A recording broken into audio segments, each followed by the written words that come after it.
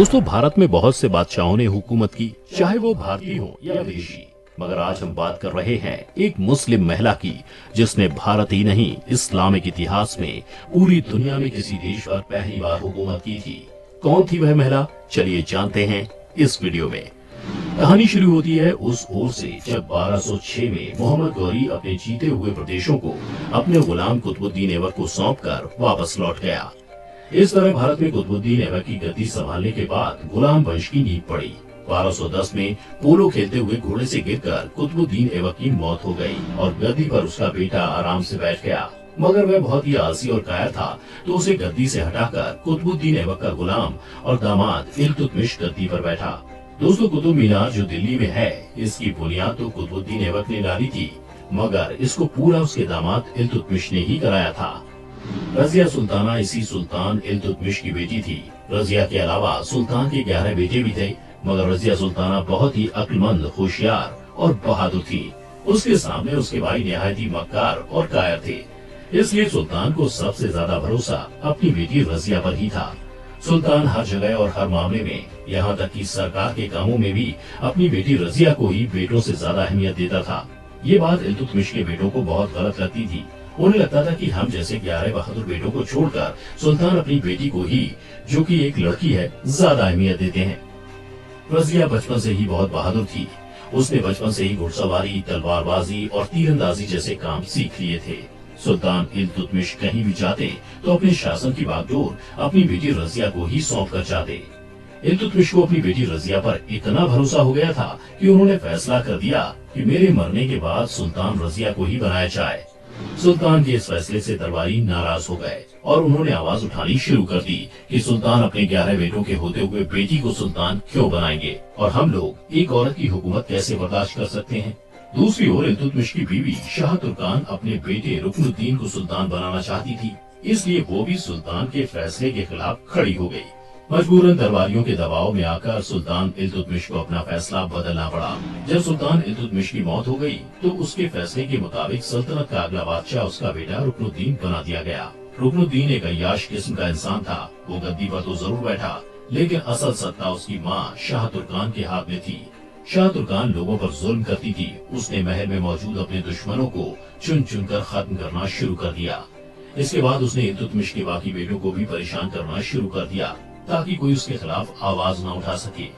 अब जो दरबारी रजिया सुल्तान के औरत होने की वजह से सुल्तान बनने के खिलाफ थे, उन्हें समझ आ गया कि वे आज भी एक औरत की हुकूमत में हैं, तो फिर रजिया ही क्यों न सुल्तान बना दी जाए। दरबारियों ने रुकनुद्दीन को गद्दी से हटाकर रजिया को सुल्तान बना दिया। इस तरह पहली बार 1236 में इस्लामिक इतिहास की पहली महिला रजिया सुल्तान बनी। हिंदुस्तान में रजिया सुल्तान के नाम के सिक्के चलाए गए। उसने तख्त पर बैठते ही मर्दाना लिबास पहनना शुरू कर दिया और अपनी फौज को मर्दों की तरह ही सेट करना शुरू कर दिया। लेकिन दोस्तों, हुआ वही जिसका रजिया को डर था। उसके औरत होने की वजह से सल्तनत में बगावत छिड़ गई और बागियों ने मिलकर रजिया सुल्तान के खिलाफ फौज तैयार कर ली।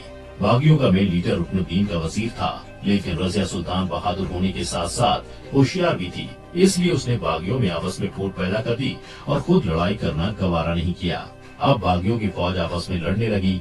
रजिया ने जब देखा कि लोग आपस में सब अलग अलग हो चुके हैं, तो एक एक बागी को पकड़कर उसका कत्ल करा दिया।